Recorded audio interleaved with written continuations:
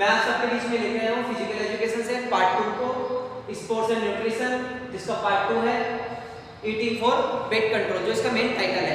अब मैं इसके अंदर फर्स्ट पॉइंट की बात करता हूँ, meaning of healthy weight. Healthy weight होता क्या है? हेल्दी वेट हमको डिसीज फ्री रखता है, बीमारियों से दूर रखता है, और ये हमको जो भी हम अपने फिजिकल एक्टिविटीज में वर्कआउट करते हैं या फिर कोई भी अपना काम नियमित रूप से कर लेते हैं, तो ये हमारा एक हेल्दी वेट के अंडर आता है। मैं बात कर लेता हूँ बीएमआई की। बीएमआई जो होता है हमारा, ये हमारा बॉडी मास इंडेक्स होता है, जो इसका बीएमआई का फुल फॉर्म है। इसका जो फॉर्मूला मेंशन मैंने आपके सामने किया है, weight in KG upon height in meter square, और weight upon height into height भी कर सकते हैं। जो हमारा वेट होता है 18.5 से 24.9 के बीच में, तो ये हमारा हेल्दी वेट कहलाता है, और जो इससे एबव जाता है तो ये मेरा ओवरवेट में चले जाता है। तो कहीं ना कहीं इसको अगर आप चार्ट के थ्रू अगर समझना चाहते हैं तो सीबीएसई क्लास 12 की जो बुक है फिजिकल एजुकेशन की, उसमें चार्ट मेंशन किया हुआ है। आप अपने अकॉर्डिंग टू जेंडर और अकॉर्डिंग टू हाइट भी आप उसको अपना वहां से देख सकते हैं। मैं बात कर लेता हूं इसके method to control healthy weight, healthy body weight, यानी कि इसके मेथड की। तो इसका जो फर्स्ट मेथड है वो है सेट एन एप्रोप्रिएट गोल। देखिए, कोई किसी भी गोल को पहले तो सेट करना, अगर मुझे अपना वेट लूज करना है तो मुझे कोई ना कोई गोल सेट करना पड़ेगा, ताकि मैं उसके अपने गोल को जब सेट करूंगा तो उसको मैं नियमित रूप से करता रहूं, ताकि मुझे अपने गोल तक पहुंचना। जैसे मुझे लगता है कि मुझे 1 मंथ में अपना 1 kg वेट रिड्यूस करना है, तो मुझे डेली फिजिकल एक्टिविटीज में इन्वॉल्व रहना पड़ेगा, अपनी डाइट को प्रॉपर लेना पड़ेगा। तो ये मेरा सेट एन एप्रोप्रिएट गोल कहलाता है। सेकंड में बात करता हूं कट योर कैलोरीज। देखिए, आप प्रतिदिन जो भी डाइट लेते हैं आप 100 कैलोरीज को कम करते चले जाइए। तो ये हमारा सेकंड पॉइंट हो जाएगा, cut your calories. Third point है मेरा योगिक एक्सरसाइज। तो कहीं ना कहीं जो मेरा ओवरवेट है उसको रिड्यूस करने के लिए योगिक एक्सरसाइज भी मेरी हेल्प करती है। जैसे इसमें बहुत से प्राणायाम हैं, आसन हैं, इसके द्वारा भी मैं अपने ओवरवेट को रिड्यूस कर सकता हूं। नेक्स्ट मैं बात कर लेता हूं अवॉइड फैटी फूड। जो मेरा अवॉइड फैटी फूड है, यानी कि आपने देखा होगा कुछ बच्चे जो होते हैं जो चाउमीन्स, बर्गर्स, पिज्जा एटसेट्रा इन सब चीजों में ज्यादा ध्यान रखते हैं, तो इन सब चीजों को अवॉइड कर देना है। जो भी हम तला भुना खाते हैं उसको हमें अवॉइड करना है। नेक्स्ट मैं बात करता हूं फिफ्थ पॉइंट की अपने, तो ये मेरा है अवॉइड ओवर ईटिंग। देखिए, ज्यादा खाने से भी क्या होगा, जो उसकी कैलोरी से भी मेरे शरीर में रह जाती है, तो वे मैं अगर अपना जो वर्कआउट है वो मैं नियमित रूप से कर भी रहा हूँ, लेकिन मैं अगर ओवर ईटिंग कर रहा हूँ तो कहीं ना कहीं फैट मेरी बॉडी में स्टोर हो रहा है, जिससे मेरा ओवरवेट कंट्रोल नहीं होता है। तो मुझे ओवर ईटिंग करने से भी बचना है। मैं बात कर लेता हूँ 6 पॉइंट की, डोंट स्किप मील। देखिए, ऐसा नहीं है कि अगर आपने खाना छोड़ दिया तो आपका वेट रिड्यूस हो जाएगा। अगर आप फिजिकली अगर आप एक्टिविटीज को अपने गोल के अकॉर्डिंग कर रहे हैं और आपने अपनी मील्स को छोड़ दिया है, तो आपके अंदर आपके जो वेट है वो कंट्रोल होने की बजाय आपके अंदर वीकनेस स्टार्ट हो जाएगी। आप अगर अपनी 200 कैलोरीज अगर बर्न कर रहे हैं तो आपको उसी के हिसाब से अपना वर्कआउट पे ध्यान देना है। 7 रेगुलर एक्सरसाइज।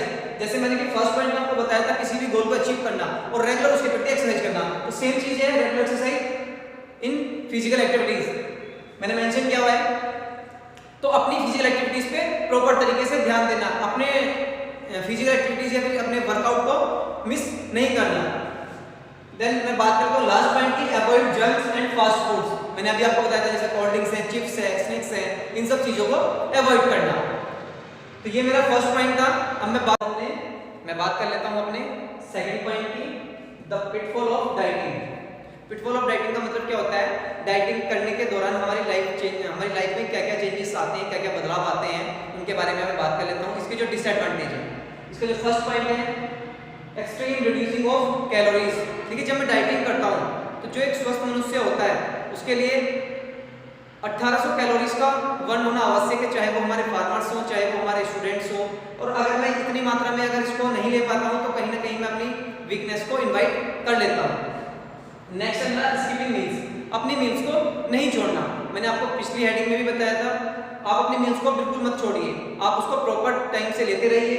अगर आप अपनी मील्स को छोड़ देते हैं तो कहीं ना कहीं आप अपनी बॉडी में ओवरवेट की वजह, वेट रिड्यूस करने की बजाय आप अपने आप को वीकनेस की तरफ ले जाते हैं। अगर सपोज करो, अगर आपने जैसे लंच किया है,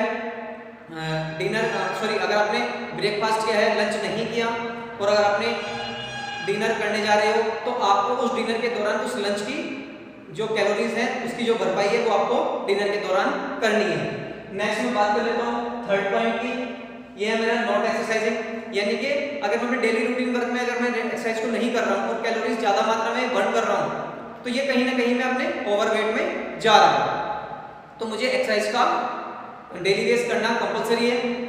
नेक्स्ट मैं बात कर लेता हूँ फोर्थ पॉइंट की, इंटेक ऑफ लेवल फूड। देखिए जो हमारे इंटेक ऑफ लेवल फूड है, कहीं ना कहीं हम लोग ऐसी सोच बना लेते हैं, अगर मैंने डाइटिंग की है तो मैं अपने आप को अंडरवेट में लेके आ रहा हूँ, मैं अपने वेट को रिड्यूस कर रहा हूँ, और उसी के दौरान अगर मैं उसको ड्रिंक के द्वारा अपने कैलोरीज को ले रहा हूँ, क्योंकि जो हमारा अनार का जूस है और जो हमारा मौसमी का जूस है, इसके दौरान मैं क्या करता हूँ, अपनी जो कैलोरीज को वो मैं 1000 के समथिंग बना लेता हूँ, बर्न कर लेता हूँ अपनी बॉडी के अंदर। लेकिन डाइट से मेरा क्या है, उससे मुझे 200 कैलोरीज मिलती है, तो इसलिए मुझे ये एक सही मात्रा में लेना है। नेक्स्ट मैं बात कर लेता हूँ फिफ्थ पॉइंट की। फिफ्थ पॉइंट है मेरा अंडर एस्टिमेट द कैलोरीज, यानी कि कैलोरीज का सही आकलन नहीं कर पाना, उसको ज़्यादा मात्रा में खा लेना, तो ये मेरी बॉडी के लिए हानिकारक या फिर हार्मफुल भी हो सकता है, क्योंकि जब मैं इसको ज़्यादा मात्रा में खाऊंगा तो मुझे ये ओवरवेट की तरफ ले जाता है। तो मुझे पता होना चाहिए, मुझे अपनी पर डे की जो डाइट है उसमें मुझे जो मैं खा रहा हूँ उसमें मेरी कितनी कैलोरीज मुझे लेनी है, कितनी नहीं लेनी है, और उसके हिसाब से मुझे फिजिकल वर्कआउट करना है। देन मैं बात करूँगा third point, food intolerance. Food intolerance बोलते किसको है? फूड इंटॉलरेंस हम उसको बोलते हैं जब मैं किसी खाने को ज़्यादा मात्रा में खा लेता हूँ और जो मेरे डाइजेस्टिव सिस्टम में ईजिली डाइजेस्ट नहीं हो पाता है, उससे मुझे दिक्कतें हो जाती है, तो ये मेरा फूड इंटॉलरेंस होता है। यानी कि जो मेरा बचा हुआ खाना रहता है, ये मेरा फूड इंटॉलरेंस के अंतर्गत आता है। मैं बात करता हूँ इसके कोज की, कि इसके क्या क्या कारण हो सकते हैं। इससे मुझे बीमारियां लग सकती हैं, क्योंकि अगर मैं खाने को ज़्यादा मात्रा में खा लेता हूँ तो वो मुझे बहुत सारी दिक्कतें पैदा कर देता है, मुझे बीमारियों की तरफ ले जाता है। देन मैं बात करता हूँ इसके सिम्टम्स की। इसमें देखिए सिम्टम्स में आपको क्या क्या दिक्कतें हो सकती हैं। आपको स्टोमच पेन हो सकता है, आपको वॉमिटिंग हो सकती है, आपको हेडेक हो सकता है, आपको गैस की बीमारी हो सकती है, और भी बहुत सी बीमारियां हैं जो आपकी बॉडी खाने को डाइजेस्ट नहीं कर पाती है, तो उससे आपको बहुत सारी दिक्कतें पैदा होने लग जाती है। मैं बात कर लेता हूँ अपने मैनेजमेंट की। अगर मैं अपनी डाइट को पहचान पाता हूँ कि अगर मैं कोई डाइट अगर मैं खा रहा हूँ अच्छे से, या फिर ज़्यादा मात्रा में अगर मैं उसको खा रहा हूँ, तो वो मेरी बॉडी में इजीली डाइजेस्ट हो रही है या फिर नहीं हो रही है। अगर वो इजीली डाइजेस्ट नहीं हो पा रही है, तो इस चीज़ का मुझे पता होना चाहिए, या अगर मैं उस डाइट को अगर पहचान जाता तो मुझे उसको अवॉइड कर देना चाहिए। मुझे उसको ज़्यादा मात्रा में नहीं खाना है, उसको कम मात्रा में खाना है। अगर इन केस की अगर मैं जब भी अगर उस डाइट को नहीं पहचान पा रहा हूँ कि मुझे इस डाइट से ये प्रॉब्लम हो रही है, तो फिर मैं अपने किसी भी पर्सनल असिस्टेंट डॉक्टर से या फिर अपने नज़दीकी डॉक्टर से जाकर सलाह ले सकता हूँ और अपनी डाइट का चार्ट बनवा सकता हूँ कि मुझे ये अगर डाइट नुकसान दे रही तो मैं इसको अवॉइड करूँ या फिर इसको खाऊँ। देन मैं बात करता हूँ अपने फूड माइट्स। देखिए आज भी एक क्वेरी बना हुआ है पूरे वर्ल्ड में, आज भी एक ऐसी कंफ्यूजन है कि हम नहीं बता पाए हैं या फिर कोई भी नहीं बता पाया इस चीज़ को कि कब कितनी मात्रा में किसी भी पर्सन को कितना खाना चाहिए, उसका सही टाइमिंग क्या है खाने का और कितना उसको खाना है। अब इसके पॉइंट्स की बात कर लेता हूँ। इसका फर्स्ट पॉइंट है पोटैटोज मेक योर फैट। देखिए जो पोटैटोज है उसका अगर कोई क्राइटेरिया फिक्स नहीं है, अगर मैं उसको ज़्यादा मात्रा में खा रहा हूँ तो ये क्या कर रहा है, मेरे अंदर कहीं ना कहीं फैट को स्टोर करता है, तो जिससे मेरा फैट ओवरवेट की तरफ चले जाता है। तो मैं अगर इसका एक क्राइटेरिया फिक्स कर लेता हूँ, एक सही मात्रा में यूज करता हूँ, तो ये फैट तो मुझे देगा लेकिन एक सही मात्रा में देगा। नेक्स्ट मैं बात करता हूँ सेकंड पॉइंट की, एग इंक्रीज कोलेस्ट्रॉल लेवल। देखिए एग जो होता है, अगर मैं ये अपने वन डे की डाइट में अगर इंक्लूड करता हूँ तो ये कहीं ना कहीं मुझे vitamin A, vitamin B, vitamin D और जिंक आदि चीज़ों को मुझे ये प्रोवाइड करता है जिसकी मुझे नीड होती है।